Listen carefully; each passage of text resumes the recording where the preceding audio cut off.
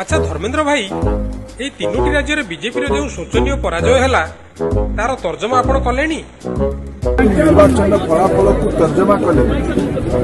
मध्य प्रदेश आमको भोट अधिका मिला किंतु आपण हारिले राजस्थान रे आमे अल्प के हारिलु सेठी भी हारिले किंतु अल्प के तीनटी राज्य में हारिबा पछरे किछि मेसेज अछि गोटिया कथा तीनोटी जाक निर्वाचन गोटे मेसेज अच्छी रुहतु रुहतु धर्मेंद्र भाई कथा छड़े नहीं सेपटू मैडम किछि कहले एटा मु भाबुछि गोटे प्रकार बहुत स्ट्रांग मेसेज अछि। अच्छा मैडम आपण राजस्थान ने हारिबार प्रकृत कारण कोन एंटी इनकम्बेंसी एटा एंटी इनकम्बेंसी मु गोटे जिंस कहबी जे गणतंत्र रे परिवर्तन होछि गोटे प्रक्रिया देखंतु याको मु पराजय कहबी नाही। ओहो मैडम कहते से माने हारी ना लोके केवल भोट दे शासन बदल धन्य रे बीजेपी तो दूर जुहार।